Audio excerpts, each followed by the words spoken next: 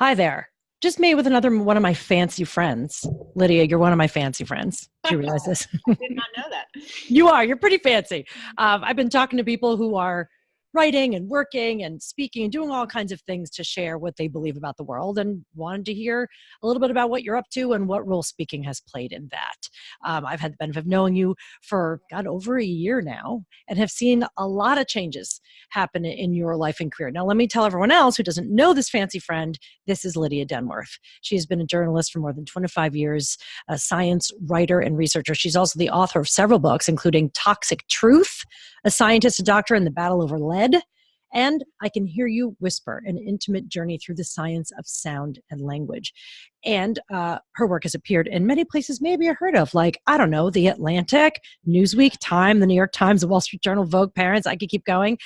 She's also taught journalism at Fordham and Long Island University, and has a new book coming out in 2020 from Norton. Give us just a little zhuzh about what that, you have a way of describing this book. It is a natural history of friendship. It's the biology and evolution of social relationships and social behavior, but looking especially at friendship and not just biological relatives and romantic partners. And I'm really excited. Thank you for that. Yes. For those of us without romantic partners, define our entire lives, or maybe with a rotating door of romantic partners. Important to remember how important friendship is in our lives. Right. And we know that, but we don't always understand why. And so this is really peeling back the layer, looking deep inside what we know about relationships. Because it's not just a nice to have. No, it's a necessity, not a luxury, a necessity.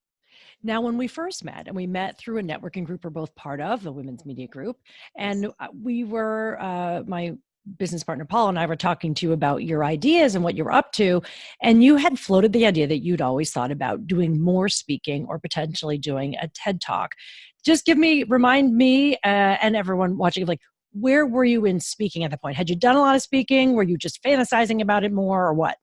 I had done some speaking. I mean, with each of my books, I've often gotten asked to do speaking, but a lot, it's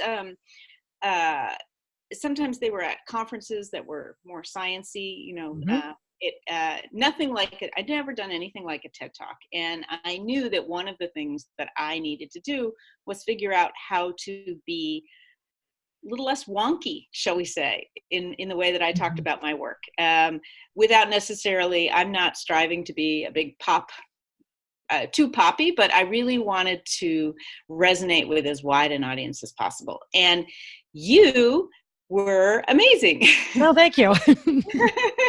We started talking about it, and what I loved was that I feel like those 5 minutes that we first were talking were some of the most productive 5 minutes that I've spent in a long time with someone. Wow. And we were both drinking. Maybe that's why. But it's just because you were so straightforward about what to do, how to do it. And you started asking me to throw out ideas from my book, the things that I thought were the themes. And the first couple that I said, you're like, yeah, know that. Okay. What next? I was really rude. I was wondering again. No, you were. The thing is, people are polite, but often you really do need somebody to level with you and to give you their perspective from the world that they know. Just like I would probably be the same with someone who wants to write a literary science book. I know what works and what doesn't work. But then I got to an idea that you loved. You said, that's it. And you were thrilled and excited. And, so I got all that positive feedback that I wanted. But you were able to just help me in the space of 5 minutes figure out which of the things that were rolling around in my head as potential ways to go would really work or could really work. And, it and really you stood out. Yes. And then you inspired me because you told me, in that moment, you told me that applications were it was still possible to apply for the TED Idea Search for last year. And when I went home that night and I looked it up, the deadline was in 2 days. The best deadline for a writer. So I had to film, I think it was a minute, I can't remember, 60 seconds of myself pitching my idea to them, which I would never have done in that shorter period of time had we not had that conversation. And then a couple weeks later, lo and behold, I got in. and so I was one of, I think it was 12, the exact numbers are escaping me, but I think it was 12 out of probably 1,000 or so people who applied. And so I got to deliver, it was just a 6-minute TED Talk on the TED main stage here in New York City. And it was such a great experience, and I learned so much. And then you and I worked a little bit, of course, on that 6-minute talk. Yes. Yes. You know what? That was kismet, first of all. I had heard that TED, sometimes they do a national, or maybe they do it every year. I'm not even sure. TED, the main stage company, does a sweep through the country and has places where they're collecting ideas from, and viewing talent, and they take submissions from anyone. And so, yeah, they had I'm sure more than 1,000 people, right, that applied to do that. And you were one of 12, which is pretty amazing. And it just happened that we happened to meet, and you got some good feedback to go forward with it. But if you had come across that, you might not have tried, because you might have thought, oh, I don't know. Right. We never think we're a big enough deal. Now, the truth is, anyone looks at your bio, you're a big enough deal, but everyone feels a little insecurity about their idea. Now, the idea, of course, was that, and as I tend to say, we have to take something that people assume and flip it.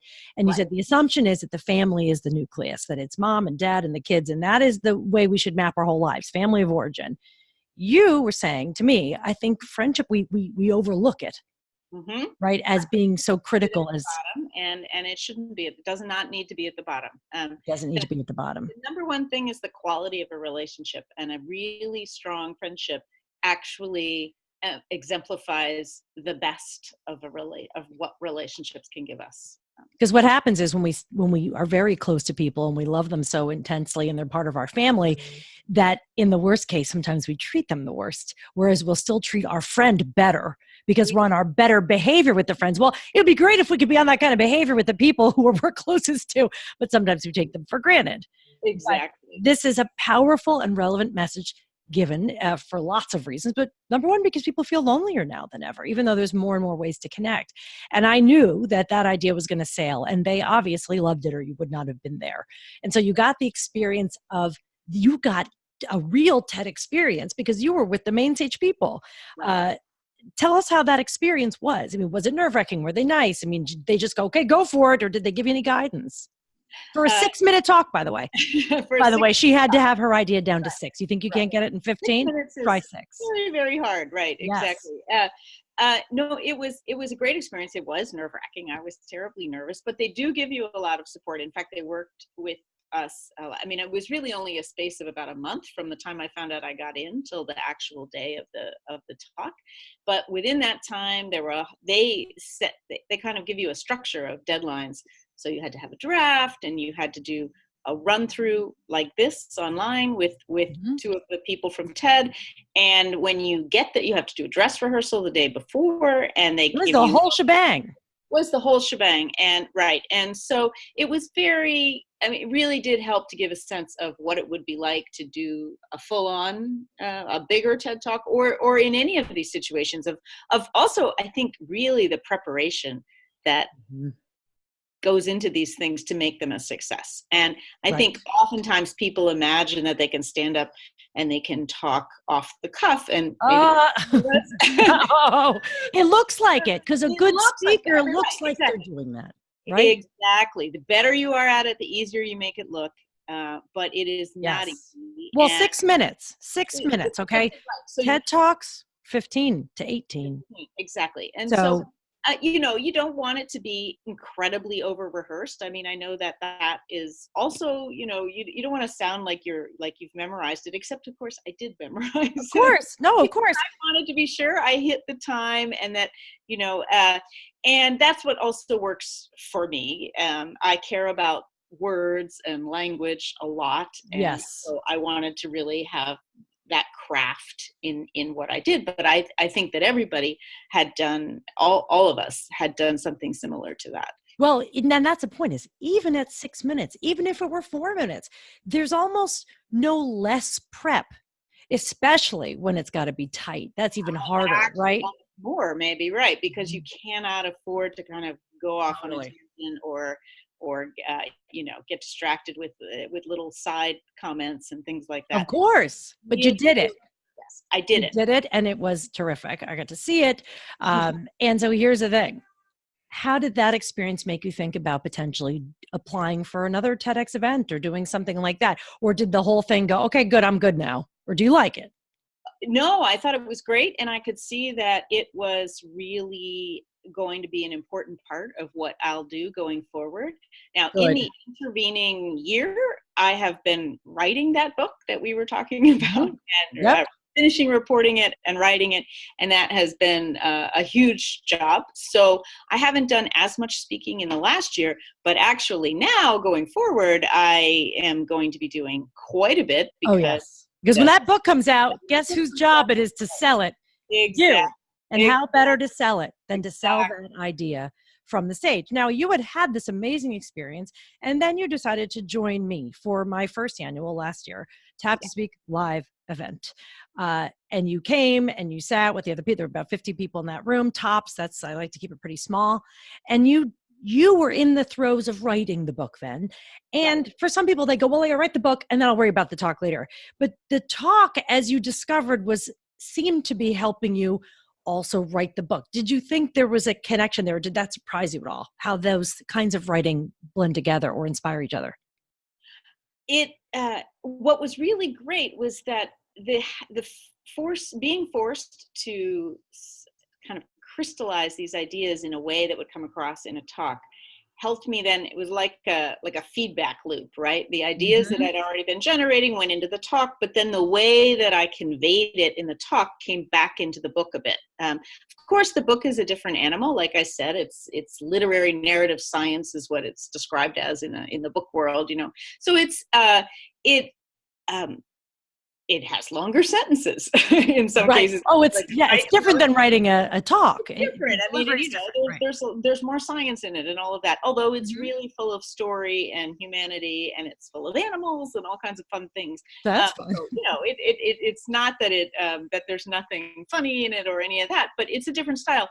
But it really helped me to be forced the exercise of having to think through the ideas in a way that would resonate in a short talk, and that would get the most bang for my buck, kind of, to that get as much of the idea and the complexity of it out as I could in this short way, was Mhm. really inspiring, and did play into, then it fed back into how I thought about what I was writing when I was carrying on writing the rest of the book. And I'm sure Mhm. that will still happen. So I'm about to go into the edit phase and revisions, and now's the time. I mean, one of the things I actually do is I read all of everything I write out loud. You do. Yes, I do. Yes, I do. Because the sound of it, the cadence, and the really matters, and actually has more of an effect to how it comes across on the page than people realize.